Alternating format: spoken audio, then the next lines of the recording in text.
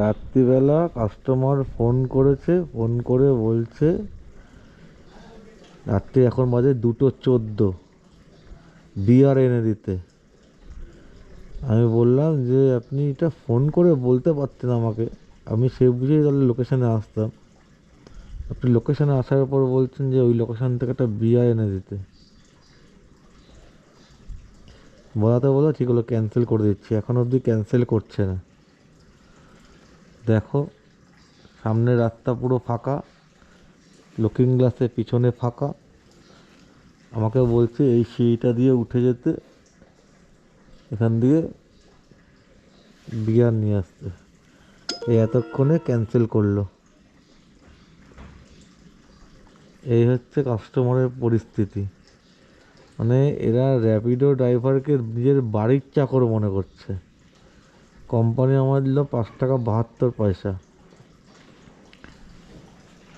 আমার কথা এখানে একটাই, যে বুকিংটা এসছে ম্যান পিক আপের, কোনো পার্সেল পিক আপ নেই।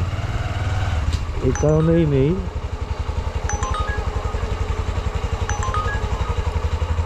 কারণেই নেই, আবার বুকিংটা এসছে। দেখুন এই বুকিংটাই এসছে, এই বুকিংটাই।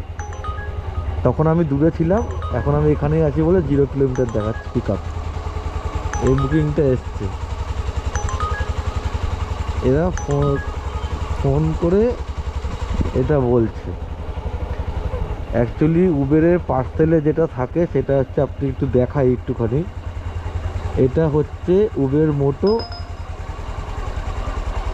এটা হচ্ছে প্যাকেজ। কিন্তু আমার টোটালি অফ করা, প্যাকেজ আমার টোটাল অফ করা। সেখানে প্যাকেজের ভাড়া আমার আসার কথাই না। এই জন্য আমি কাস্টমারকে ফোন করি। আমি ন্যাচারালি কাস্টমারকে ফোন করি না। যে কোনো উবের ড্রাইভার যারা কাজ করে বা র্যাপিডো যারা কাজ করে, তারা প্রত্যেকে ফোন করে আগে, তারপর লোকেশানে যায়। আমি একটু আলাদাভাবে চিন্তা করি না, যতক্ষণে ফোন করব, যার বাড়ি যাওয়ার তাড়া থাকে তাকে আমি 200 মিটার হলেও আগাতে পারবো। তো এই জন্য আমি ফোন করি না। তো আমি বললাম যে আপনি আমাকে ফোন করে আগে বলতে পারতেন, দাদা আপনি পিক আপে যাচ্ছেন, আমার কিন্তু এই আনতে হবে, আপনি সেই বুঝে পিক আপে যান। কোম্পানি আমাকে ক্যান্সেলেশন ফিস দিয়েছে, সেটা বড় কথা নয়। 5 টাকাটা বড়, 5 টাকা 6 টাকা আমরা কাজে বেরোলে এসব আমাদের চিন্তা থাকে না। কিন্তু এই রাত্রিবেলা 2:20 বাজে কাস্টমারের রিকোয়েস্ট, তাকে বিয়ার এনে দিতে হবে। বিয়ার, আই রিপিট বিয়ার এনে দিতে হবে। এই ধরনের রিকোয়েস্ট আপনি করতে পারেন না। প্রথম কথা হচ্ছে প্যাকেজ সিস্টেমে করতে পারেন, কিন্তু ম্যান পিক আপে আপনি করতে পারেন না।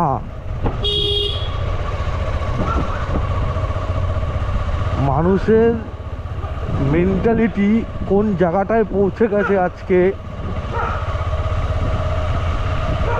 বাইক ট্যাক্সি এমন একটা পরিষেবা, আমি দায়িত্ব করে বলছি, বাইক ট্যাক্সির মতো পরিষেবা জানি না আগামী দিনে এটা সরকার বন্ধ করে দেবে কি না জানি না, বাট রাতের বেলা আবার দেখুন এসছে ভাড়াটা, এই ভাড়াটা আবার রাতের বেলা আপনি এমার্জেন্সি বিপদে পড়লে এত সুন্দর পরিষেবা আপনি পাবেন না। আপনার বাড়ির গেটে দরজায় আপনাকে পৌঁছে দেবে। হয়তো কোনো রাইডাররা 20 টাকা 50 টাকা বেশি চায়, আমি অস্বীকার করি না, আমি চাই না, বাট চায়। কিন্তু তারপরেও বলছি, যারা আপনাকে বাড়ির দরজা অবধি পৌঁছে দেয় এবং এমার্জেন্সি আপনার কেউ বিপদে পড়েছে, হসপিটালে যেতে হবে, মানে এই যে জমিতে যারা কাজ করছে, হ্যাঁ, তারা আপনার বাড়ির দরজায় পৌঁছে যায় আপনাকে পরিষেবা দেওয়ার জন্য, পৌঁছে যায় পিক আপ করার জন্য, পৌঁছে যায় ড্রপ করার জন্য, একদম বাড়ির লোকেশানে। তাহলে এত সুন্দর একটা পরিষেবা, তাহলে আপনি জাস্ট নিজেদের কিছু মানে কয়েকটা মানুষ, সবাই তো করে না, কিছু মানুষ এটাকে জাস্ট খারাপ করছে। প্রথম কথা, শীতকাল, আজকে ঠান্ডা ভালোই আছে, তো সামান্য 30-32 টাকার জন্য আপনি কেন এই এত সুন্দর পরিষেবাটাকে নষ্ট করছেন? আমি এই প্রশ্নটা আমার ভিডিওর মাধ্যমে সবার কাছে রাখলাম।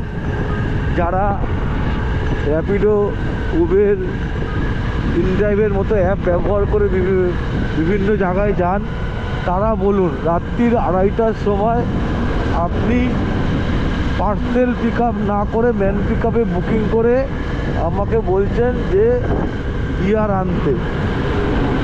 এটা কি সঠিক?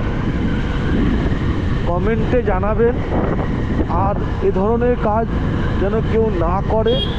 আপনি করতে পারেন, করলে আপনি তাকে আগে বলুন ফোন করে, আর সে যদি ফোনটা না ধরে সেটা আলাদা ব্যাপার।